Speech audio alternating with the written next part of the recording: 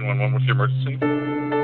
There's been a massive landslide on Highway 530. There is a house on 530 and a big slide, and it is covering the road. Disaster in Washington State.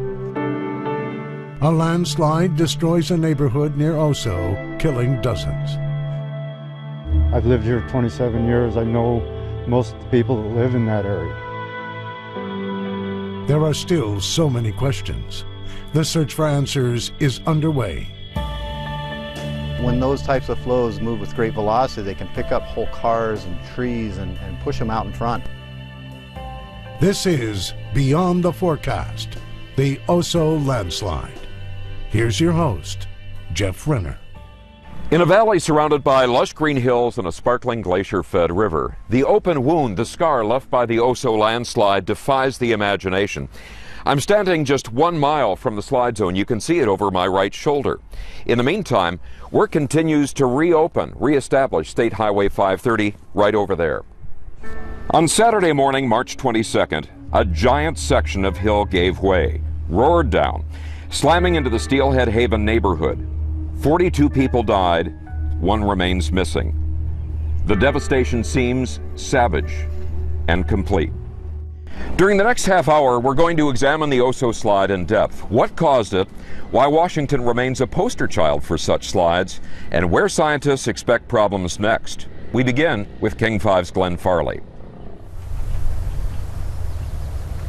There is an eeriness to this place, a place that raises geological questions in what is now a distorted landscape that people once called home.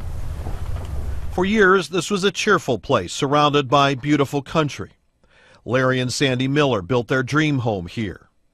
Steve Harris would fly fish on the North Fork of the Stillaguamish River. Christina Jeffords and her baby granddaughter, Sanoa Eustis, played. Bill Welch just happened to be here installing a hot water heater.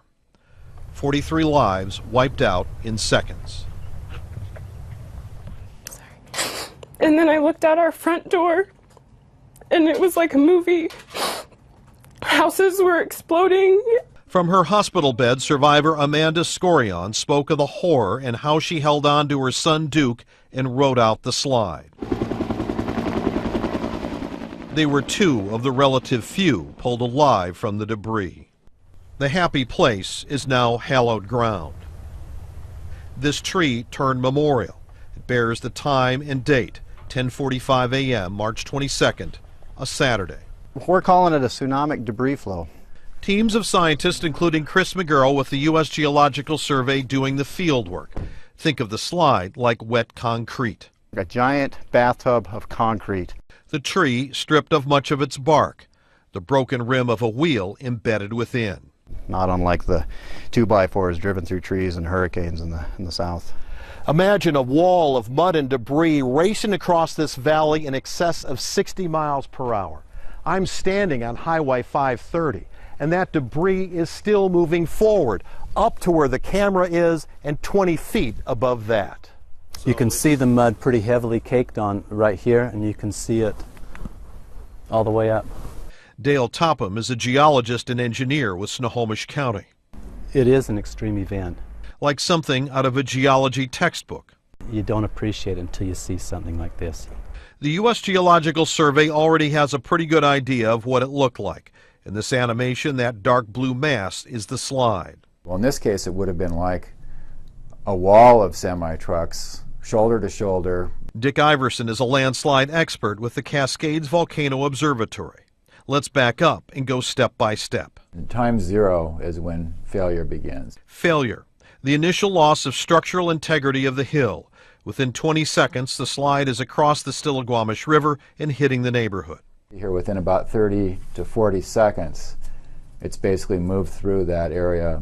The tsunami of wet concrete fans out. At roughly 60 seconds, about 1 minute, it first contacts the valley wall on the far side of the floodplain. That works. Now McGurl, along with hydrology tech James Foreman, are taking samples of that debris. This almost looks like riverbed. Knowing what happened is one thing. Knowing why it happened in the way it did, another. Understanding how much clay is in this material, how it behaves when it gets wet. The grayish clay, the sand, the soil will all be studied by scientists down to the granular level. So the clays in the material make it more slippery. That gives this flow, the landslide itself and the tsunomic debris flow, that's kinetic energy to move. McGurl's mission, dealing with how much of it washes downstream as the Stillaguamish River tries to restore itself and the future risk of flooding. Good. Then there's the question of another landslide, as Snohomish County survey teams constantly check the 600-foot-high scarp for any movement. So far, so stable. Until the rains come again. Near Oso, Glenn Farley, King 5 News. This is not the first major landslide near Oso, nor is it going to be the last, and certainly other areas have experienced big slides too. Our state of Washington, together with California, experienced more landslides than any other states in the country. A simple field trip to our own backyard reveals the reason why. These workers expected to find only dirt and rock. I noticed something different. A backhoe operator was digging this foundation just south of Lake Union in February. It didn't take us long to figure out it was a test. The work stopped. Experts were called. Spectators gathered. A Twitter page was opened. Nice curvature to it. It's really nice tusk. Soft as a crayon from long burial in the damp earth, the ancient 8.5-foot tusk was carefully removed and shipped to the University of Washington. Tusk is so huge. But who or what did the tusk come from? We know that African elephants, like Watoto here at the Woodland Park Zoo, have tusks. Scientists believe the South Lake Union tusk probably came from an elephant ancestor that looked like this, a Columbian mammoth that lived 22,000 years ago during the Ice Age. Lake Union, where the mammoth was found, wasn't merely frozen then, it was buried. I'd have been a mere bubble in the giant ice cube, the glacier that covered Puget Sound then. It would have been as thick, if not thicker, than not one, not two, but 3 space needles stacked on top of each other. As ice carver Jansen Iwakami shows us, that would be a piece of ice more than 1,800 feet thick.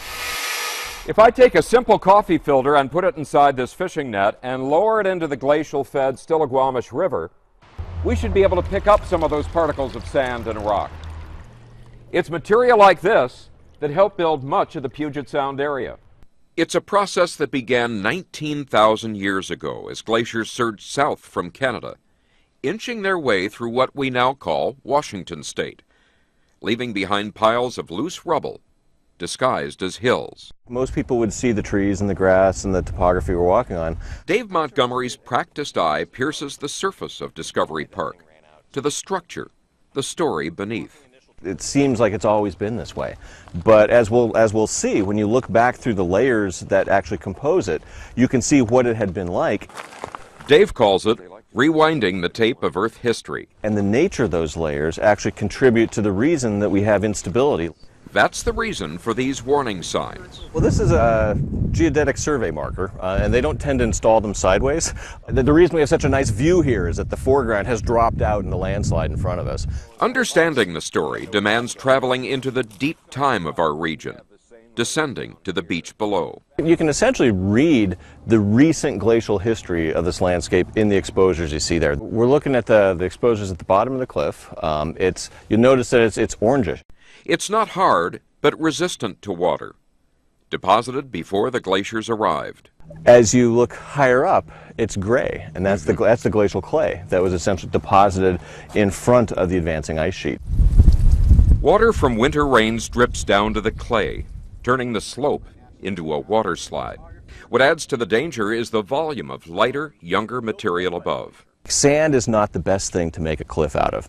You know, it's fairly weak stuff. You can sort of pull it right off. It's little bits of Canada.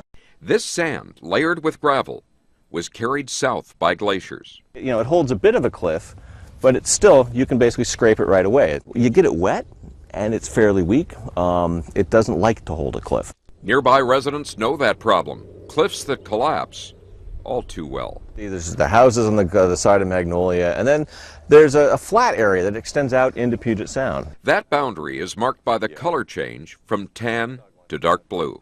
So it started out there. Yep. And now it's moving And now it's moving in, and it's still moving back in. Montgomery emphasizes slides can be small and gradual, or like Oso, abrupt and devastating. Landslides cause something like $1 billion or $2 billion in damage nationally every year and kill on average 25 people or so.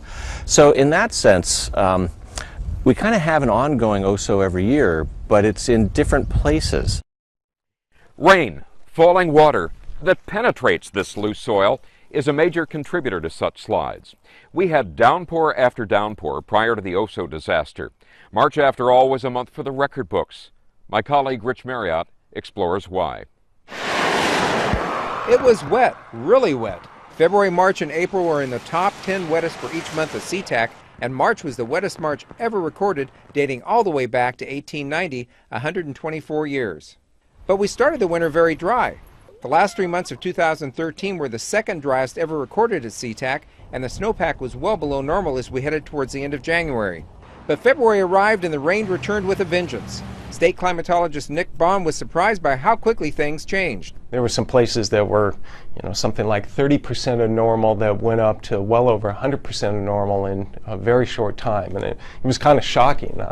We hadn't seen that sort of thing, especially after such a dry early winter. What happened? It was a neutral winter, neither El Nino or La Nina. Sea surface temperatures in the Pacific were normal, not really pushing our temperatures or rainfall in any direction. But this year, for reasons we don't fully understand, it tended to lock into a pattern and stay there for an extended time. The first 4 months of our rain year, which starts on October 1st, tended to have a large ridge of high pressure along the west coast, sending all the rainfall north into southeastern Alaska, and it left us high and dry. The weather stayed in this pattern all the way to February with only occasional storms. Then the pattern shifted, just enough to put us in the path of an unending series of storms. Very wet storms associated with what we call atmospheric rivers. These are narrow bands of moisture that stretch from the tropics and bring large amounts of moisture northward to the mid-latitudes, bringing very heavy rains. You can see these rake the west coast in February and March, real soakers, and the pattern was perfect in Washington for heavy rain in the lowlands and huge mountain snows. A pattern that continued to dump rain on western Washington into early May. This left us with the wettest February through May on record. President Barack Obama visited the Oso area April 22nd. He toured the disaster area by helicopter and then met with victims' families and first responders. Obama praised the community's strength and perseverance. To see the strength in adversity of this community, I think, should inspire all of us. Because this is also what America's all about. When times get tough, we look out for each other. On April 2nd, President Obama declared the Oso landslide a federal disaster area. That allowed federal funds to become available to help individuals and businesses affected in the Oso, Darrington, and Arlington areas. King 5 helped launch Northwest Response, raising $895,000 for the Red Cross and relief effort.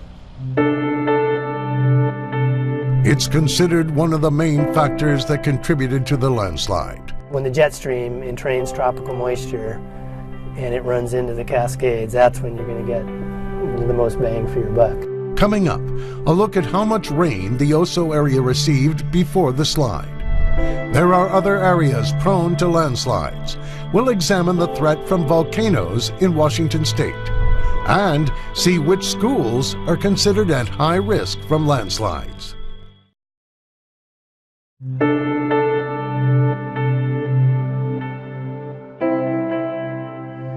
All of western Washington had extremely wet weather in March, but Oso's location here along the west slopes of the Cascades and its higher elevation amplified the rainfall and with it the threat of landslides. Jim Guy explains the reason why and its connection to the Oso slide. If you've spent any time here in western Washington, biking or hiking, you know what a challenge it can be negotiating the uneven terrain.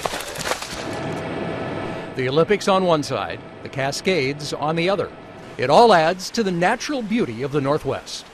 Now, not only do these mountains have an effect on your legs and cardiovascular system on a bike ride, they also have an effect on the amount of rain an area receives. Now, let's say, for instance, a system comes in off the Pacific, and here near the sound, we pick up about an inch of rain in the rain gauge. Now, I'm going to add a little red food coloring to the water just to make it easier to see. So, here, near sea level, an inch of rain in the rain gauge. Now, let's head to the mountains. So here we are in North Bend, several hundred feet above sea level. Our weather system has moved through, so let's check the rain gauge. And as you can see, we've picked up about an inch and 3/4. 3/4 of an inch more than what we picked up at sea level. So why more rain in the gauge here? Well, it's something called orographic lifting. Orographic lifting is when air is forced to rise over a mountain range. And when that air rises, it causes snow and rain, extra snow and rain, to come out in that area. That's, for example, why the west slopes of the Cascades get extra snow and rain. This is how it works. An air mass is forced from a lower elevation up the slope to a higher elevation. As it gains altitude, the air mass cools. Moisture condenses, just like your breath on a cold day, and more of that moisture falls as rain or snow. A good way to see the effects of orographic lifting is to look at an annual precipitation map. And you can see in the Seattle area, we're in about the 30-inch range for precipitation. And up in the Cascades, we are getting into the 150 to almost 200-inch range for precipitation. So there's a factor of several times there that is basically due to orographic lifting. And that's why the Oso area picked up more rainfall compared to, say, Everett. Everett's rainfall from January 1st through March 22nd totaled over 15 inches, while the gauge at Oso recorded over 29 inches of rainfall. A state report shows there are 28 schools in Washington state built in areas at high risk from a landslide. That's according to a hazard mitigation report, a risk assessment from the Office of Superintendent of Public Instruction. 6 elementary schools are located in western Washington, including Fidalgo, Queen Anne, Fairwood, Victor Falls, Washington, and Wishkah Valley. The entire report is nearly 300 pages long and includes other potential risks, such as earthquakes and volcanoes. There is a relationship between the state's volcanoes and massive landslides. So very large, explosive, ash-rich eruptions, which would be very disruptive. Up next, the threat of disaster in the future and how scientists plan to track the trouble.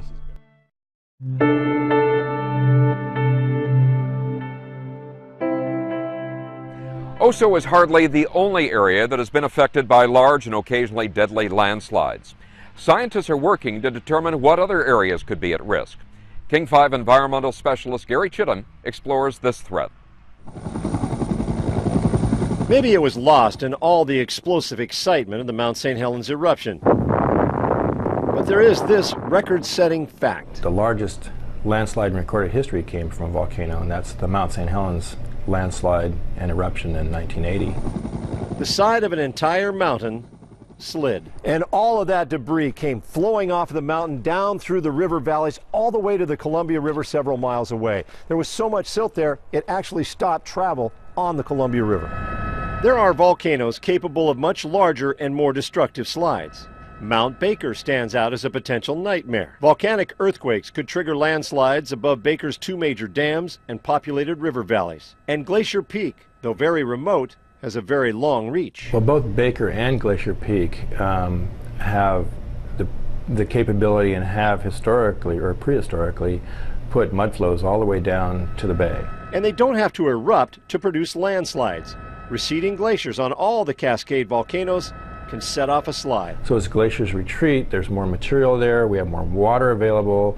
We expect to see a greater incidence of these kind of outburst floods and debris flows generated that way. The majority of the earthquakes. To complicate matters, both Baker and Glacier Peak are poorly covered with seismic monitors. It's got solar panels on Baker has a small network of monitors, but Glacier Peak is a wild card, sitting in the middle of the Cascade deck with just a few monitors.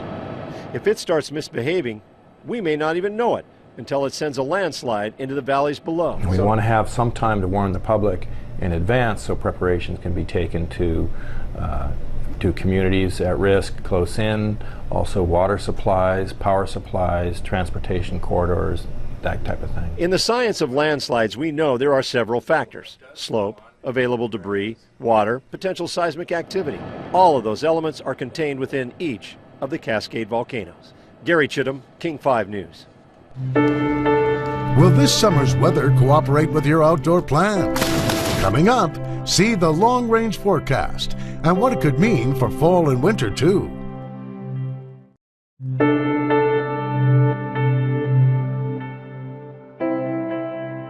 Rivers such as the Stillaguamish here continue to run high. The record rains of February and March continued into April and May. So what kind of weather will we see this summer, this fall, even this winter? My colleague Mary Lee looks at the long-range forecast. Well, I think for the summer, the NOAA Climate Prediction Center is being pretty clear that there's an increased likelihood that we would have above average temperatures. Surprisingly, our summer outlook has a lot to do with what happened last fall when Western Washington experienced a blocking pattern. With the dominant ridge of high pressure, fewer storms meant an increase in sea surface temperatures off our coast. While the summer could be warmer than normal, there are equal chances for a wetter or possibly drier summer, and then El Nino could come into play. Right now, NOAA is stating an 80% chance that we'll have an El Nino. It would start in the summer and then proceed fall and winter.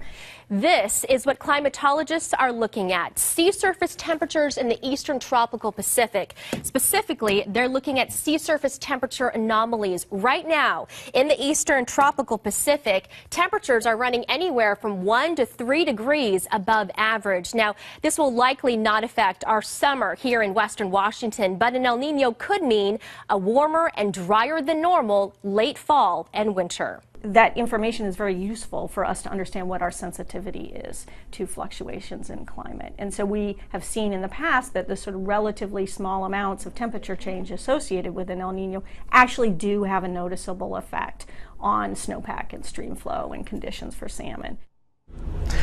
The scar, or scarp as geologists call it, will begin to fade in coming years as vegetation returns and begins to cover it. But the pain from the slide will be much slower to ease. But the residents of this valley, and the relatives and friends of those who perished, also have gained an expanded sense of the word neighbor, recognizing that compassion and helping hands came from all directions, from beyond this valley, this county, this state. Those that live here have offered a gift to the rest of us, the words "oh so strong," and what those words have come to represent. Thanks for watching. King 5 News will continue to follow events here in Snohomish County and bring you updates on TV and online.